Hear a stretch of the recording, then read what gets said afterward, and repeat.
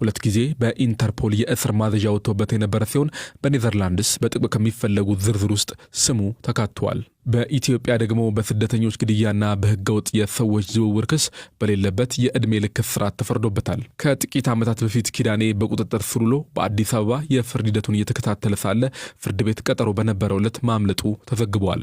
ኢንተርፖል ኤርትራዊው በሰዎች ዝውውር በህገወጥ መንገድ የተገኘ ገንዘብ ህጋዊ አስመስሎ መጠቀም፣ ሰዎችን አፍኖ ማስለቀቂያ ገንዘብ በመጠየቅና በተያያዥ ወንጀሎች ከአውሮፓውያኑ 2019 ጀምሮ ሲፈልገው እንደቆየ አመላክቷል። ኢንተርፖል ከወራት በፊት ስለተፈላጊው መረጃ ከደረሰው በኋላ ከኢትዮጵያ፣ ከሱዳን፣ ከኔዘርላንድስ፣ ከተባበሩት አረብ ኤሚሬቶች፣ ከአውሮፓ የፖሊስ ተቋም ዩሮፖል እና ከአፍሪካ ህብረት የተውጣጣ የመርማሪዎች ቡድን በምርመራው መሳተፉን ገልጸዋል።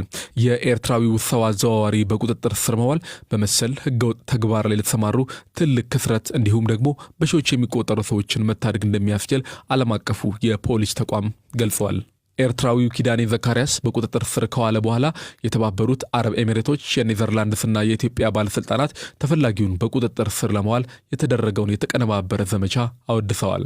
የኢትዮጵያ የፌዴራል ፖሊስ ኮሚሽነር ጄኔራል ደመላሽ ገብረ ሚካኤል የጸጥታ አካላት ተጠርጣሪውን በቁጥጥር ስር ለማዋል ቀን ከሌሊት ሰርተዋል ካሉ በኋላ ኤርትራዊው በኢትዮጵያ የዕድሜ ልክ እስራት እንደተፈረደበት አስታውሰዋል። የኢንተርፖል የፖሊስ ዳይሬክተር ስቴፈን ካቫንጋ የኤርትራዊው ተፈላጊ በቁጥጥር ስር መዋል ሀገራት በጋራ ሲሰሩ ሊገኝ የሚችለውን ውጤት ማሳያ ነው ብለዋል። የኪዳኔ ዘካሪያስ ሀብተ ማርያም በፖሊስ መያዝን ተከትሎ ሌሎች በህገወጥ ተግባሩ ተሳታፊ ናቸው የተባሉት ሰዎችም በቁጥጥር ስር ሊውሉ የሚችሉ እንደሚኖሩ ተገልጸዋል። ኪዳኔ ዘካሪያስ የዓለማችን እጅግ አደገኛና ጨካኝ ሰው አዘዋዋሪ በሚል በተደጋጋሚ በሰብአዊ መብት ተሟጋቾች ሲከሰስ ቆይተዋል። ለዓመታት በጦርነት በታመሰችውና በተለይ ከኢትዮጵያ ከኤርትራና ከሶማሊያ የሚነሱ ስደተኞች ወደ አውሮፓ ለመሻገር በሚሞክሩበት ሊቢያ ውስጥ በሺዎች የሚቆጠሩ ስደተኞች ታግተው የሚቆዩበት ካምፕ እንዳለውም ይነገራል። ከስደተኞች እንዲሁም በሌሎች ሀገራት ከሚኖሩ ቤተሰቦቻቸው በግዳጅ ገንዘብ በመቀበል የሚታወቅ አደገኛ የወንጀል ቡድን መሪ እንደሆነም ይከሰሳል። ይህ ቡድን ስደተኞችን በመድፈር በማገት በመደብደብና አጠቃላይ ሰብአዊ መብታቸውን በመክፈፍ በተፈጸመ ከባድ በደሎች በርካታ ክሶች ቀርበውበታል። ይህ ስቃይ የደረሰባቸው ሰዎች እንደሚሉት የሚጠየቁት ገንዘብ ከ5,000 እስከ 12,000 ዶላር ይደርሳል። የስደተኞች ሰብአዊ መብትን በተመለከተ ንቅናቄ በማድረግ የሚታወቁ የመብት ተሟጋቾች ኪዳኔ በርካታ ስደተኞች ላይ ላደረሰው በደል በህግ እንዲጠየቅ ዓለም አቀፉ ማህበረሰብ ፖሊስ ቁጥጥር ስር ውላ በዋስ የተለቀቀችው የኢትዮ ንቃት የማህበራዊ ሚዲያ መስራችና ባለቤት መስከረም አበራ የቀረበባት ክስ ሀሳብን በነጻነት የመግለጽ መብትን የሚጋፋ ነው አለች።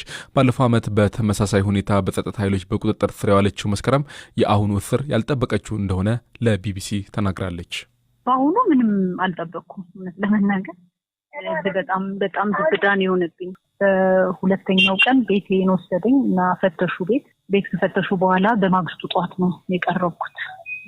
እንዴት ነበር እስር ቤቱ? ምን ይመስል ነበር? በምን አይነት ሁኔታ ነው ያሳለፍሽው? እስር ቤቱ እውነት ለመናገር ጥሩ ነው። ሻወርም አለው። ሰውም ብዙ አይደለም።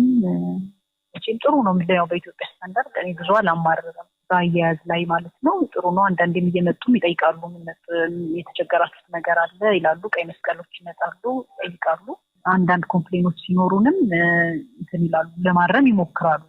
አንድ ግን ማነሳው ነገር እንትን አይልም። ለምሳሌ እኔ ባለቤቴ ብቻና እናቴ ብቻ ነው የሚጠይቁኝ የነበረው እና ይሄን ነገር ለፍርድ ቤትም አፒል አድርጌ ነበረ።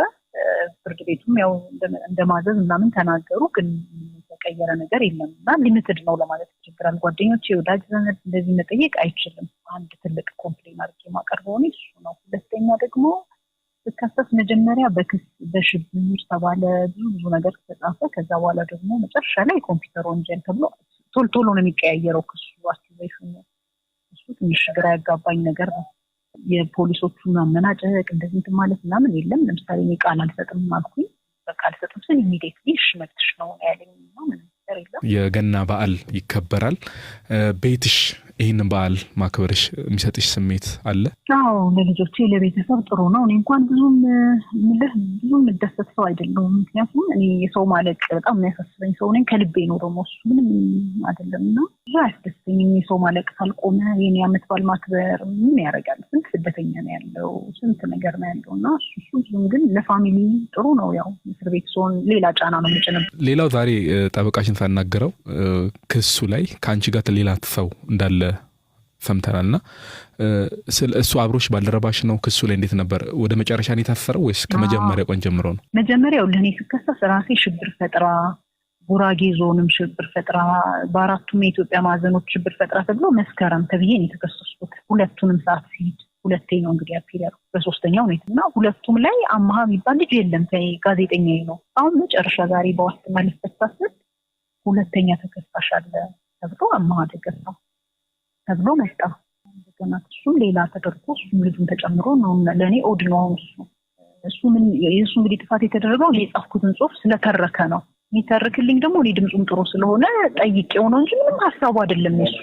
በእውነት በጣም ነው ግራ የሚገባኝና ልጁን ተከሷል አብሮ መከሰሱንም አያውቅም አልታሰረም መከሰሱንም አያውቅም። እኔም ዛሬ ነው ገና እኮ የሰማሁት።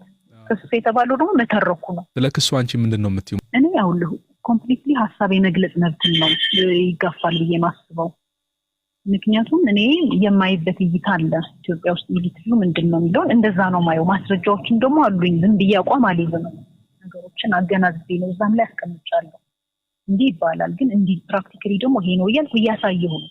ያችን ጦማር የጣፋ ጦማር ናት ክሱና የመጣችው ያኔም ዛሬ ማለት ነውና አሁን እኔ ሐሳቢ ነው ይሄን የመያዝ ሐሳብ አለኝ። ደግሞ ራሱ ፖለቲካው የሚዞርበትን ነገር ነው እኮ እኔ በመናገሬ በመተቸቴ ያ ፖለቲካው ትክክል ነው ተብሎ